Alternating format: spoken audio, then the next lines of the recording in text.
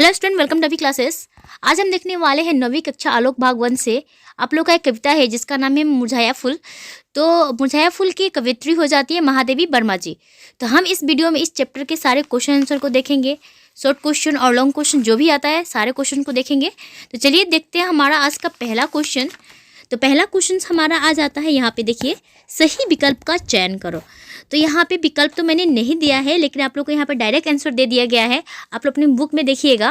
पहला क्वेश्चन है, कवित्री महादेवी वर्मा जी की तुलना की जाती है। तो ऑप्शन 4 है, सुभद्रा कुमार चौहान के साथ, मीराबाई के साथ, उषा देवी मित्रा के साथ, या फिर मनु भंडारी के साथ। तो इसका सही आंसर आपका हो जाता है मीराबाई के साथ। ठीक है।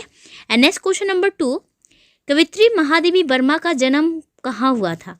ऑप्शन 4 है, गाजियाबाद, हैदराबाद में, फैज़ाबाद में, फर्रुखाबाद में। तो इसका सही आंसर हो जाएगा आपका ऑप्शन नंबर घ, फर्रुखाबाद में। And next question number 3, Mahadevi Verma की माता का नाम क्या था। ऑप्शन 4 है, हेमरानी वर्मा, पद्मावती वर्मा, फूलमती वर्मा, कलावती वर्मा। इसका सही आंसर हो जाएगा आपका ऑप्शन नंबर क, हेमरानी वर्मा। ये बहुत ज़्यादा इंपॉर्टेंट हो जाता है आप लोग के लिए। एंड नेक्स्ट क्वेश्चन नंबर 4, हाथ से करता था। यहाँ पे आप लोग का खालिस्तान दिया गया, अंक में तुझको पवन। तो यहाँ पे होना चाहिए कि आपका खालिस्तान में क्या शब्द आएगा। तो ऑप्शन 4 है यहाँ पे, खिलाता, हिलाता, सहलाता और ई सुलाता। इसका सही आंसर हो जाएगा आपका ऑप्शन नंबर जो कि क, खिलाता। ठीक है। एंड नेक्स्ट क्वेश्चन 5 नंबर है, जत्न माली का रहा, जो कि आपका खालिस्तान भरना यहाँ पे, से भरता तुझे। तो इसका सही आंसर आपका हो जाएगा ऑप्शन नंबर ख, आनंद। एंड नेक्स्ट क्वेश्चन नंबर 6 का है क्या, करतार ने धरती पर सबको कैसा बनाया है। ऑप्शन है, सुंदर, त्यागमय, स्वार्थमय, निर्दय। इसका सही आंसर हो जाएगा आपका ऑप्शन नंबर ग, स्वार्थमय। ठीक है। एंड नेक्स्ट अब हम लोग देखने वाले हैं आ नंबर, जिसमें हम लोग हाँ या नहीं में उत्तर देना है। तो पहला क्वेश्चन है, छायावादी कवित्री महादेवी वर्मा रहस्यवादी कवित्री के रूप में प्रसिद्ध है। इसका सही आंसर क्या होगा, हाँ या नहीं। तो इसका सही आंसर हो जाता है आपका हाँ। And next question number 2, Mahadev Verma के पिता माता उदार विचार वाले नहीं थे। क्या ये सही है? नहीं। तो इसका सही आंसर होगा नहीं। एंड 3 नंबर है, महादेव वर्मा ने जीवन भर शिक्षा और साहित्य की साधना की। तो सही आंसर हो जाएगा आपका हाँ। और 4th नंबर है, वायु पंखा जल फूल को सुख क्या है, पहुंचती रहती है। तो यहाँ पे जो क्वेश्चन है पहुंचती नहीं, पहुंचाती रही है। तो यहाँ पे सही क्वेश्चन, यहाँ पे टाइपिंग मिस्टेक हुआ है, वायु पंखा जलकर फूल को सुख पहुंचा रही है, ये भी होगा नहीं। नेक्स्ट क्वेश्चन नंबर 5, मुरझाए फूल की दशा संसार को दुख नहीं होता। तो इसका हो जाएगा हाँ। एंड नेक्स्ट देखेंगे ई नंबर, जो कि पूर्ण वाक्य में उत्तर देना है, महादेव वर्मा की कविताओं में किन के प्रति विरहानुभूति की तीव्रता परिलक्षित होती है। तो सही आंसर हो जाएगा, महादेव वर्मा की कविताओं में अपने प्रियतम अज्ञात सत्ता के प्रति विरहानुभूति की तीव्रता परिलक्षित होती है। And next question number 2, Mahadev Verma का विवाह कब हुआ था। तो सही आंसर होगा, महादेव वर्मा का विवाह 6ठी कक्षा तक शिक्षा प्राप्त करने के बाद हुआ था। 3 नंबर क्वेश्चन है, महादेव वर्मा ने किस रूप में अपने कर्म को जीवन का श्रीगणेश किया, यानी कि शुरुआत किया था। तो उत्तर होगा, महादेव वर्मा ने महिला विद्यापीठ की प्राचार्य के रूप में अपने कर्म जीवन का श्रीगणेश किया, यानी कि शुरुआत किया। 4 नंबर है, फूल कौन सा कार्य करते हुए भी हर्षाता रहता है। तो सही आंसर होगा, फूल दान करते हुए भी हर्षाता रहता है। एंड नेक्स्ट 5 नंबर, भ्रमर फूल पर क्यों मंडराने लगते हैं। तो उत्तर होगा, भ्रमर फूल पर लुप्त मधुपान, यानी कि जो उसका रसपान होता है, मधुपान करने के लिए मंडराने लगते हैं। एंड नेक्स्ट ये देखेंगे आप, इसमें हम लोग को क्या देखना, अति संक्षिप्त उत्तर देना है। तो क्वेश्चन नंबर 1 है, किन गुणों के कारण महादेव वर्मा की काव्य रचनाएं हिंदी पाठकों को विशेष प्रिय रही है। तो सही आंसर देखिए यहाँ पे, महादेव वर्मा ने अपने काव्य को विरानुभूति एवं व्यक्तिगत दुख वेदना के व्यक्ति में सीमित न रखकर उसे लोक कल्याणकारी करुणा भाव से जोड़ दिया है। महादेवी की इन्हीं गुणों के कारण उनकी काव्य रचनाएं हिंदी पाठकों को विशेष प्रिय रही है। And next question number 2, Mahadev Verma की प्रमुख काव्य रचनाएं क्या क्या है, किस काव्य संकलन पर उन्हें ज्ञानपीठ पुरस्कार प्राप्त हुआ था। ये बहुत ज़्यादा इंपॉर्टेंट हो जाता है आप लोग के लिए। तो इसका सही आंसर देखिए, महादेव वर्मा की प्रमुख काव्य रचनाएं निहार, रश्मि, नीरजा, सांदेगी, दीपशिखा और यामा। यामा काव्य संकलन पर उन्हें ज्ञानपीठ पुरस्कार प्राप्त हुआ था। बहुत ज़्यादा इंपॉर्टेंट होता है कि ज्ञानपीठ पुरस्कार किस पर मिला था उनको, तो यामा उनका काव्य संकलन पर। नेक्स्ट क्वेश्चन है, फूल किस स्थिति में धरा पर पड़ा हुआ है। तो मुरझाया फूल फूल जो धरा यानी कि धरती पर बेजान स्थिति में पड़ा हुआ है, आज उसमें पहले जैसे सुगंध और कोमलता नहीं रही, जिसके कारण कोई भी उसे अपनाना नहीं चाहता। जिसने कभी अपने माधुर्य से सबका दिल जीता था, आज वो मुरझाकर जमीन पर बेजान पड़ा है। नेक्स्ट क्वेश्चन है 4 नंबर, खिले फूल और मुरझाए फूल के साथ पवन के व्यवहार में कौन सा अंतर देखने को मिलता है? इसका उत्तर देखिए, पवन ने खिले फूलों के साथ खूब खेला तथा उसे हमेशा हंसाया है। कली की स्थिति में उसे गोद में लेकर झुलाया है, तो नींद न आने पर वायु के झोंकों से उसे सुलाया भी है। लेकिन मुरझाए हुए फूल को पवन ने ही अपने तीव्र वायु के झोंके से जमीन पर भी गिराया है। नेक्स्ट क्वेश्चन नंबर 5, खिले फूल और मुरझाए फूल के प्रति भौरे के व्यवहार क्या भिन्न भिन्न होते हैं? तो आंसर देखिए, खिले फूल और मुरझाए फूल के प्रति भौरे के व्यवहार भिन्न भिन्न होते हैं। जब बगीचे में खिले फूल लहराते हैं तब फूल की सुंदरता एवं उसकी सुगंध की ओर आकृष्ट होकर भौरे मधुपान करने हेतु मंडराने लगते हैं। लेकिन जब फूल मुरझाकर जमीन पर गिर जाता है तब उस फूल के प्रति किसी भौरे का ध्यान नहीं जाता है, क्योंकि उस फूल में पहले जैसे सुगंध एवं मधु नहीं बसती और भौरे भी जमीन पर गिरी मुरझाए फूल को मधुपान नहीं करता। नेक्स्ट क्वेश्चन नंबर ऊ है, जो कि संक्षिप्त उत्तर देना है। महादेवी वर्मा की साहित्यिक दिन का उल्लेख करो। तो आंसर देखिए, आधुनिक हिंदी काव्य साहित्य के अंतर्गत बहने वाली छायावादी काव्यधारा की 4 प्रमुख विभूतियों में कवित्री महादेवी वर्मा अन्यतम है। उनकी तुलना कृष्ण प्रेम दीवानी मीराबाई से की जाती है, इसलिए उनको आधुनिक युग की मीरा कहा जाता है। उन्होंने अपने काव्य को आराध्य की विरहानुभूति और व्यक्तिगत दुख वेदना की अभिव्यक्ति में सीमित न रखकर उसे लोक कल्याणकारी करुणा भाव से जोड़ दिया है। महादेवी वर्मा ने गद्य और पद्य दोनों शैलियों में साहित्य की रचना की है, जिसमें काव्य की रचना निहार, रश्मि, नीरजा, सांदेगीत, दीपशिखा और यामा। गद्य में उन्होंने स्मृति की रेखाएं, अतीत के चलचित्र श्रृंखला की कड़ियाँ, पथ के साथी जैसे रचनाएं की हैं। उन्हें पद्मश्री उपाधि से भी नवाजा गया है और यामा के लिए ज्ञानपीठ पुरस्कार भी प्राप्त हुआ है, जो कि हम लोग पहले डिस्कशन कर चुके हैं। उनकी काव्य भाषा संस्कृत निष्ठ खड़ी बोली है, जो कोमलता, मधुरता, ज्ञता आदि गुणों से संपन्न है। नेक्स्ट क्वेश्चन नंबर 2, खिले फूल के प्रति किस प्रकार सब आकर्षित होते हैं? पठित काव्य के आधार पर वर्णन करो। तो इसका उत्तर देखिए, महादेवी वर्मा ने इस कविता के जरिए खिले फूल के प्रति पवन, चंद्रमा, भौरे तथा ओस की बूंदें किस प्रकार आकर्षित होता है उसका सुंदर वर्णन किया है।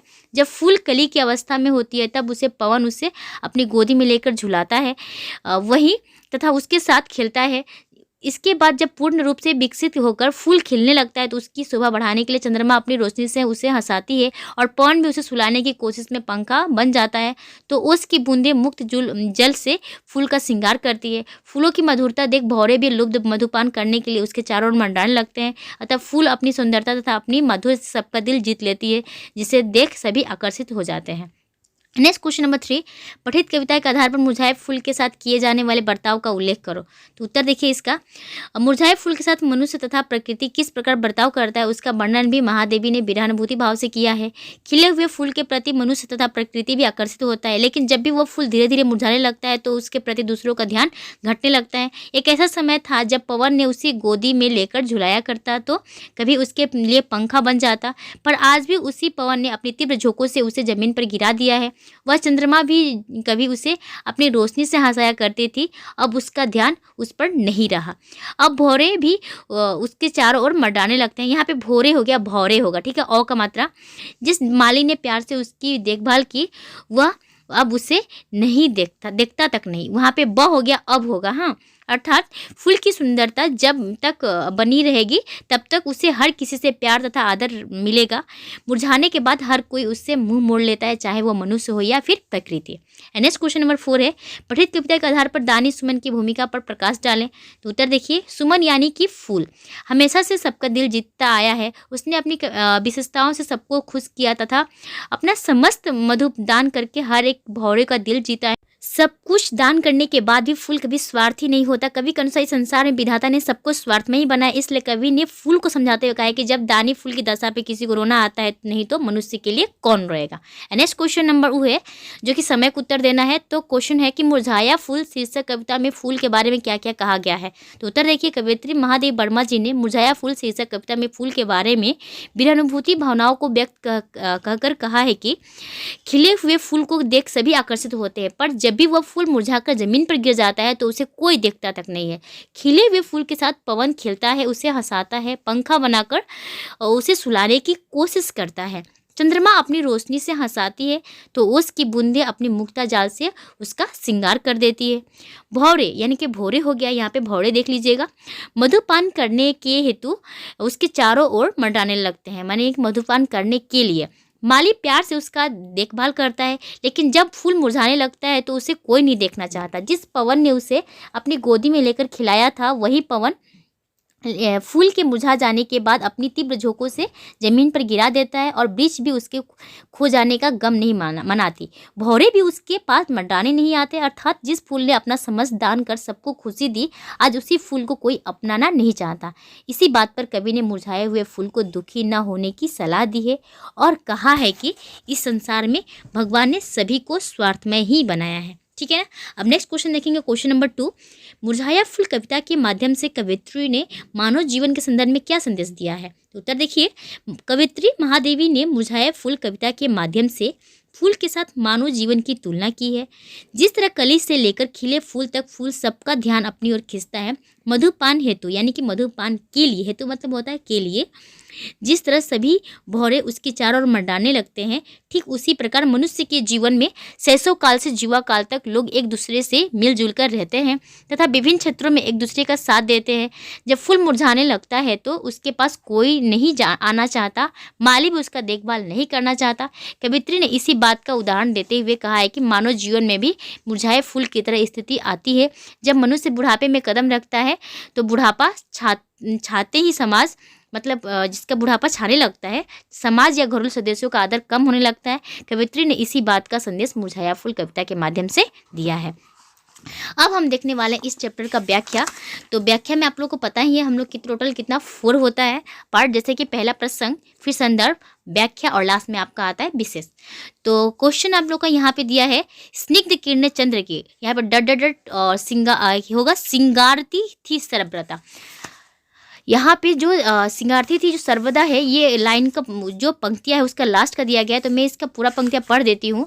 इसका देखिए क्या है, स्निग्ध किरणें चंद्र की तुझको हंसाती थी सदा, ओस मुक्ता जाल से सिंगारती थी सर्वदा। तो इसका प्रसंग देखिए। प्रस्तुत पंक्तियाँ हमारे पाठ्य पुस्तक आलोक भागवन के अंतर्गत कवित्री महादेव वर्मा जी द्वारा रचित मुरझाया फूल से लिया गया है।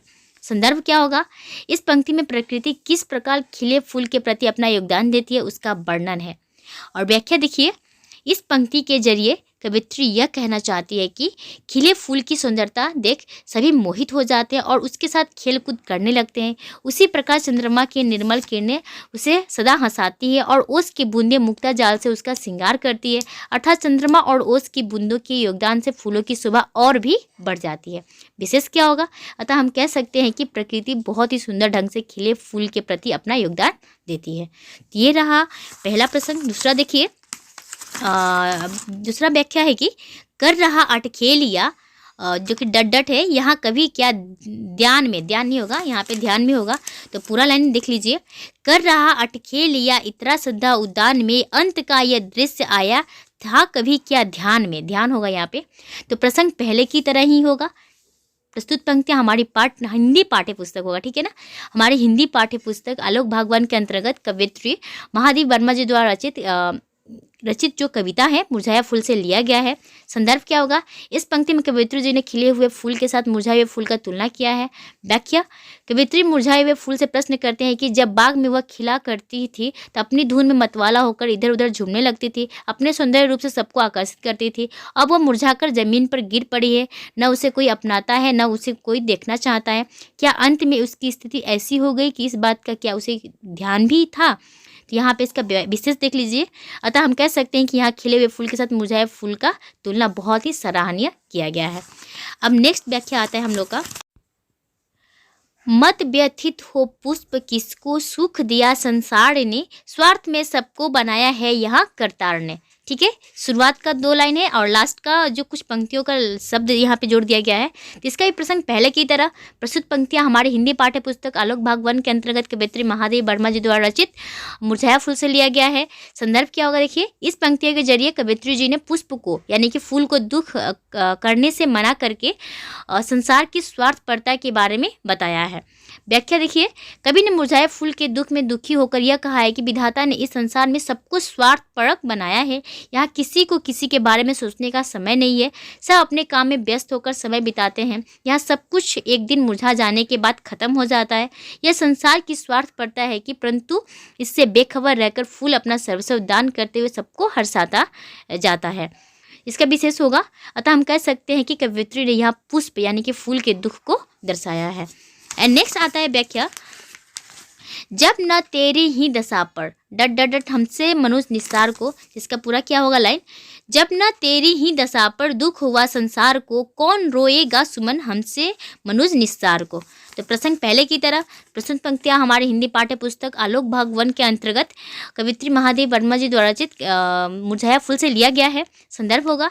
इस पंक्तियों के जरिए कवित्री ने फूलों के जीवन के साथ मनुष्य जीवन की तुलना करते हुए कुछ महत्वपूर्ण संदेश दिया है। व्याख्या होगा। फूल एक स्वर्गीय वस्तु है। वह किसी से कुछ लेता नहीं है, बल्कि संसार की स्वार्थपरता से संपूर्ण बेखबर रहकर अपना सब कुछ दान करते हुए सबको हर्षाता जाता है, यानी कि सबको खुश रखता है। लेकिन मधु और सुगंध दान करके सबका दिल जीतने वाला इस फूल की अंतिम दशा पर कोई आंसू नहीं बहाता। तो ठीक उसी तरह मनुष्य जीवन भी एक दिन निस्सार हो जाएगा और उस दिन मनुष्य के पास दुख बांटने के लिए कोई नहीं आएगा। इसका विशेष क्या होगा। अतः हम कह सकते हैं कि कवित्री ने यहाँ फूल के जीवन के साथ मनुष्य जीवन की तुलना किया है। तो इस चैप्टर का जितना भी सारा क्वेश्चन था मैंने दे दिया। और तो नेक्स्ट वीडियो में नेक्स्ट टॉपिक के साथ मिलते हैं। तब तक के लिए थैंक यू।